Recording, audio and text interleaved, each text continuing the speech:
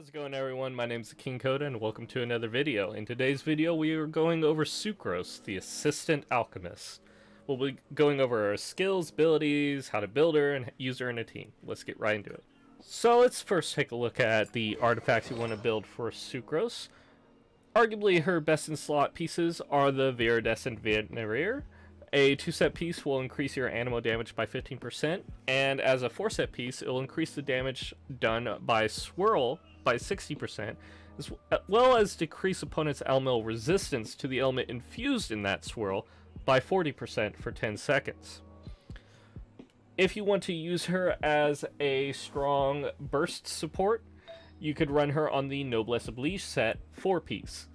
This will increase your elemental burst damage by 20%, as well as using an elemental burst will increase all party members' attack by 20% for 12 seconds. This effect cannot stack with other uses of Noblesse Oblige.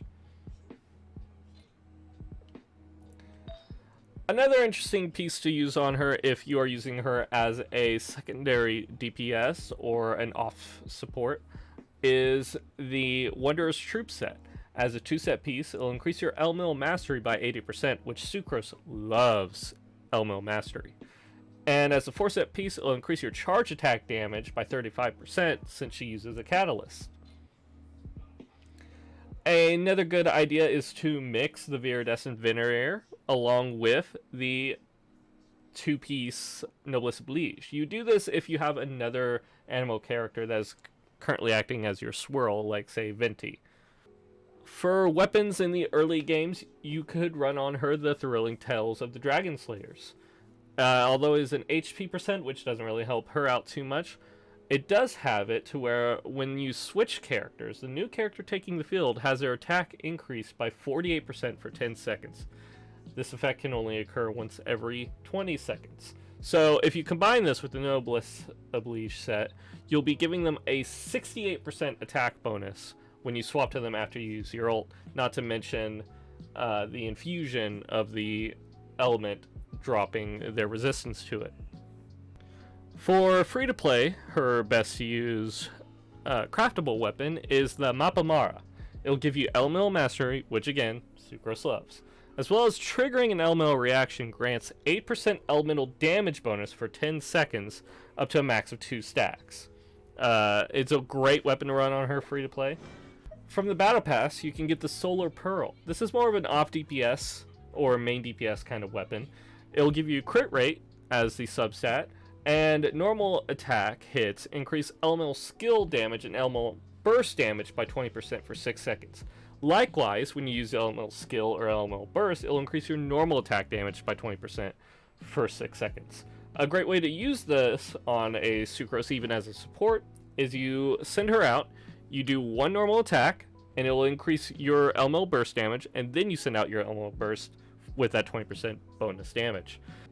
From the wishes, there are quite a few options. The first one to mention is the Eye Perception. This has attack percent, not too big. And normal and charged attacks have a 50% chance to fire a bolt of perception, dealing 300% attack damage. This bolt can bounce between opponents a maximum of 4 times. This effect can only occur once every 10 seconds. Not too amazing, but it is something to mention. The Widsith is a fantastic weapon. It gives you crit damage, and when this character takes the field, they will gain a random theme song for 10 seconds. This can only occur every 30 seconds. Recitative attack is increased by 120%.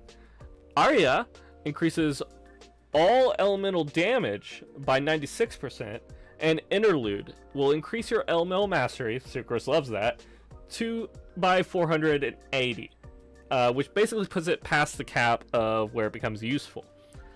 This is great. If only you could guarantee you'll get the Interlude song to play, that would be fantastic, but it is still a very good book. Everything you get is just an overall buff.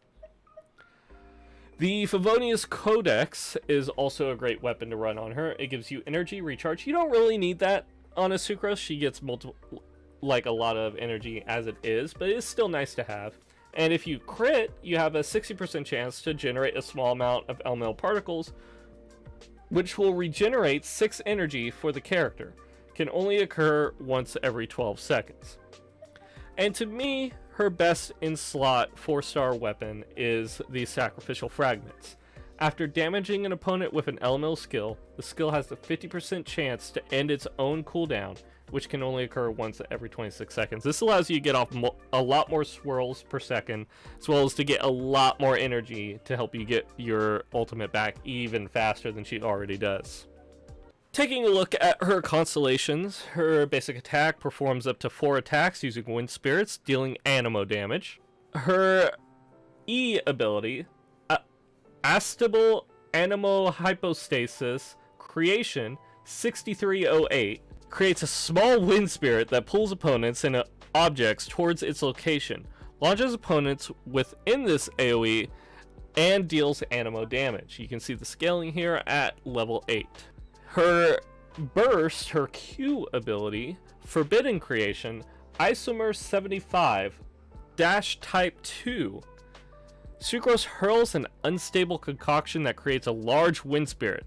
While it persists, the large wind spirit will continuously pull in surrounding opponents and objects, launch nearby opponents, and deal anemo damage. If the wind spirit comes into contact with hydro, pyro, cryo, or electro energy, it will deal additional elemental damage of that type. Elemental absorption may only occur once per use. And this is its scaling off of level 10. Sucrose's first passive talent is Catalyst Conversion. When Sucrose triggers a swirl reaction, all characters in the party with the matching element, excluding Sucrose, have their elemental mastery increased by 50 for 8 seconds. Mollis Fuvonius is her next passive.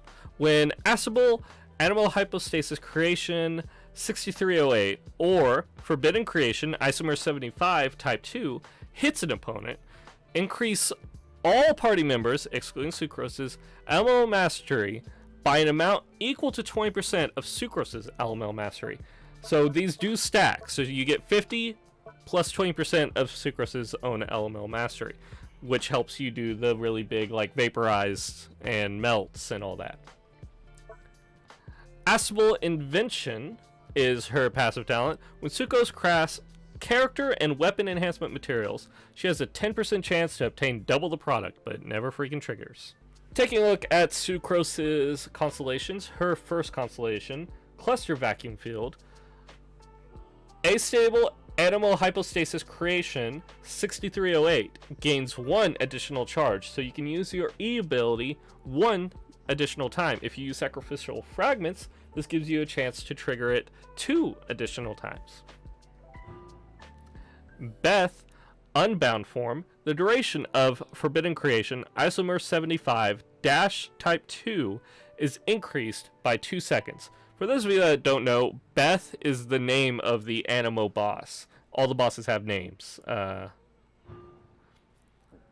Flawless Alchemistress increases the level of Astable Anemo Hypostasis Creation 6308 by 3, your E ability. The maximum upgrade level is 15. Alchemania is her C4, and it's arguably one of her most important constellations. Every 7 normal and charge attacks, Sucrose will reduce the cooldown of Astable Anemo Hypostasis Creation 6308 by 1 to 7 seconds. This allows you to get even more of your elemental skills, your E's, off. It's also a great way to run a DPS Sucrose is by having this around. Caution Standard Flask increases the level of Forbidden Creation Isomer 75 Type 2 by 3. This is your Q ability. The maximum upgrade level is 15. And Chaotic Entropy is her C6. This is her second most important constellation. Some people might say it's her most important. Depends on how you want to run her. If Forbidden Creation Isomer 75 Type 2, her Q ability, triggers an elemental absorption, all party members gain an additional elemental damage bonus for the corresponding absorbed element during its duration. So this can help you do even bigger damage with Sucrose to get those big number clips for YouTube thumbnails. And that pretty much is it for Sucrose, the wonderful little alchemist. I don't know about you guys, but she was so adorable in the Ice Area's story quest, and I hope we see her more. Give her a hangout event, Mario. And yeah, if you enjoyed that video, let me know in the comment section down below. If you want to see more videos, be sure you hit subscribe. I'll see you guys in the future. Peace.